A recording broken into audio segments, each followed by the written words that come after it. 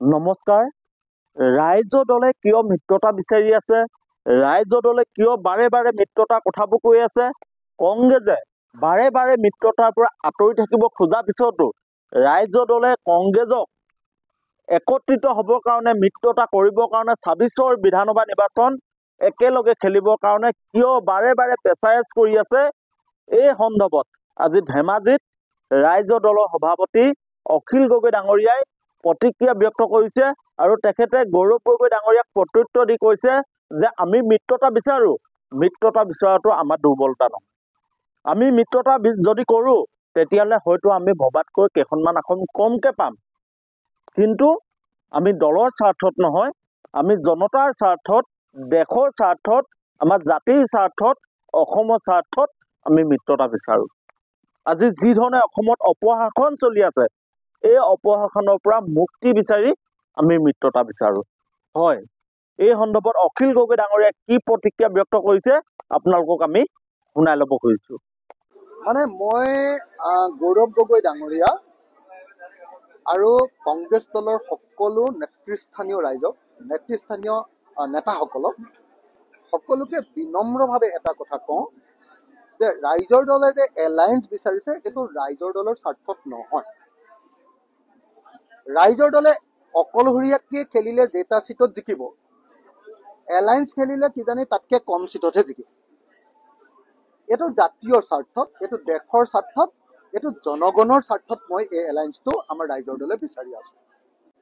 আপোনালোকে সকলোৱে বুজি পোৱা দৰকাৰ যে আজিৰ দিনটোত অসমখন এজন টাইৰেণ্ট বা এজন স্বেচ্ছাচাৰী শাসকৰ নেতৃত্বত চলি আছে, য'ত কোনো মানুহে নিজৰ কথা ক'ব নোৱাৰে, তেওঁক বাকৰুদ্ধ কৰি দিয়া হয়, তেওঁ মুখখন বন্ধ ৰখা হয়। কেতিয়াবা গুপ্ত হত্যা কৰি ৰাতিয়ে মানুহ গুলিয়াই মাৰি দি কৰি দিয়ে, কেতিয়াবা পুলিচে ধমকি দি কৰে, কেতিয়াবা ভয় ভাবুকি দি কৰে, কেতিয়াবা কাৰোবাৰ আঁচনি কাটি দি কৰে। মুঠতে অসমৰ মানুহৰ মুখ কণ্ঠ এতিয়া হিমন্ত বিশ্ব শৰ্মাৰ দিনত সম্পূৰ্ণৰূপে অৱৰুদ্ধ কৰি দিয়া হৈছে। আৰু এই টাইৰেণ্ট বা স্বেচ্ছাচাৰী শাসকজনক যেতিয়ালৈকে খেদিব নোৱাৰিম তেতিয়ালৈকে অসমৰ মানুহৰ মুক্তি নাই। সেইটো কাৰণেহে আমি এলায়েন্সটো বিচাৰি আছো, নাম্বাৰ 1। নাম্বাৰ 2, বিজেপি চৰকাৰখনে সমগ্ৰ দেশৰ গোটেই দেশৰ সা সম্পত্তি চব বিক্ৰী কৰি সমগ্ৰ দেশৰ ব্যৱসায় বাণিজ্য সকলোকে শেষ কৰি, যিকোনো এজন ব্যৱসায়ী সোধক যে ব্যৱসায় বাণিজ্য খতম, চব মানুহৰ অৱস্থা বেয়া। মানে আপোনাৰ নোটবন্দী, GST, অগৰং বগৰং। আৰে ভাই, হিন্দু মুছলমানৰ কাম কৰি থাকিলে কোনোবাই ভাত খাবলৈ পাব? গোটেই পৃথিৱীৰ মানুহে কি কাম কৰি আছে আৰু আমাৰ গোটেই অসম ভাৰতৰ মানুহ হিন্দু মুছলমানৰ যুঁজত ৰখাই আছে। অসমৰ ইতিহাসৰ আটাইতকৈ সাম্প্ৰদায়িক মানুহজনৰ নাম হিমন্ত বিশ্ব শৰ্মা, হয় নে নহয়? যিজন মানুহে তেওঁলোকৰ দলৰ, তেওঁলোকৰ চৰকাৰৰ মানুহৰ জৰিয়তে মন্দিৰৰ ওচৰত গৰু মাংস পেলাইছে, প্ৰত্যেকবাৰে প্ৰমাণিত হৈছে। যিজন মানুহৰ নেতৃত্বতে গৰু মাংস মন্দিৰৰ ওচৰত পেলাইছে, সেইজন মানুহকে আকৌ মছজিদৰ ওচৰত গাহৰি মাংস পেলাব লাগে বুলি উচতনি দিছে। এই মানুহজনক চিধা চিধি জেলত দিব লাগে। মই হলেতো হুলত দিলোহেঁতেন। মই যদি মুখ্যমন্ত্ৰী হলোহেঁতেন লগে লগে তেওঁ কমেও মই ২৭ বাৰ মান ফাঁচি দিলোহেঁতেন। তেওঁ যিবিলাক কাম কৰি আছে ২৭ বাৰ মান ফাঁচি হলহেঁতেন মোৰ হাতত পৰিলে হিমন্ত বিশ্ব শৰ্মা। সাংবাদিক আৰু সংবাদ মাধ্যমক কৰজোৰে আহ্বান জনাইছো, আপোনালোকে গৌৰৱ গগৈক এটা কথা কৈ দিয়ক যে গৌৰৱ গগৈ যিমান দিনলৈকে এই এলায়েন্সৰ কথা নাপাতিব, সিমান দিনলৈকে অসমীয়া মানুহৰ মানে উৎকণ্ঠা বৃদ্ধি হৈ গৈ থাকে। অসমীয়া মানুহ এনে বাকীবিলাক ক্ষেত্ৰত হিমন্ত বিশ্ব শৰ্মাৰ শাসন দেখি হাৰ্ট ফেইল হৈ হৈ মৰি আছে।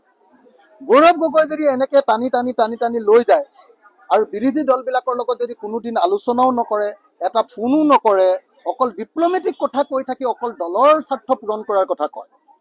গৌৰৱ গগৈ দলৰ স্বাৰ্থ পূৰণ কৰিব খুজিছে, ভাল কথা, কিন্তু দলৰ স্বাৰ্থৰ লগতে দেশৰ স্বাৰ্থ আৰু জনগণৰ স্বাৰ্থও পূৰণ কৰিব লাগিব। অকল গৌৰৱ গগৈক মুখ্যমন্ত্ৰী পাতিবৰ কাৰণেতো আমি এই কাম কৰিব খোজা নাই। আমি একলগ হ'ব খুজিছো, গৌৰৱ গগৈয়ে মুখ্যমন্ত্ৰী হওক, কিন্তু লগত আমি একলগ কৰিব খুজিছো যে আমি অসমৰ এই টাইৰেণ্টজনৰ হাতৰ পৰা, এই স্বেচ্ছাচাৰী শাসকজনৰ পৰা ৰক্ষা কৰো, আমাৰ দেশখন বিক্ৰী হোৱাৰ পৰা ৰক্ষা কৰো, আমাৰ ব্যৱসায় বাণিজ্যক ৰক্ষা কৰো, মূল্য বৃদ্ধিৰ পৰা ৰক্ষা কৰো, হিন্দু মুছলমানৰ যুঁজখনৰ পৰা অসমক ৰক্ষা কৰো, তাৰ কাৰণে কৰিব খুজিছো। এতিয়া কংগ্ৰেছৰ কাৰণে অকল খালি দলীয় স্বাৰ্থৰ কথা কৈ আছে তেওঁলোকে। যে আমি দলৰ সংগঠন বৃদ্ধি কৰোঁ, দলৰ সংগঠন বৃদ্ধি কৰক। কিন্তু মই এটা কথা কৈ দিওঁ দেই, অসমৰ মানুহে প্ৰাৰ্থনা কৰি আছে প্ৰত্যেক মুহূৰ্ততে যে বিৰোধী দলবিলাকে একলগ হওক, একলগ হওক, একলগ হওক। যদি এই প্ৰাৰ্থনা নুশুনে বহুত মানুহ হাৰ্ট ফেইল কৰি মৰিব অসমত।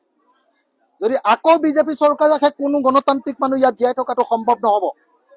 সেইকাৰণে গৌৰৱ গগৈয়ে অকল দলীয় স্বাৰ্থৰ কথা নাভাবি গোটেই জনগণৰ স্বাৰ্থ, গোটেই ৰাজ্যখনৰ স্বাৰ্থ, গোটেই দেশখনৰ স্বাৰ্থ কথা ভাবিবৰ কাৰণে মই গৌৰৱ গগৈ ডাঙৰীয়াক আহ্বান জনাইছো। অকল ডিপ্লমেটিক কথাৰে কেতিয়াও দেশৰ জনগণৰ স্বাৰ্থ পূৰণ নহয়, অকল গহীন গহীন কথাৰে কেৱল জনগণৰ স্বাৰ্থ পূৰণ নহয়।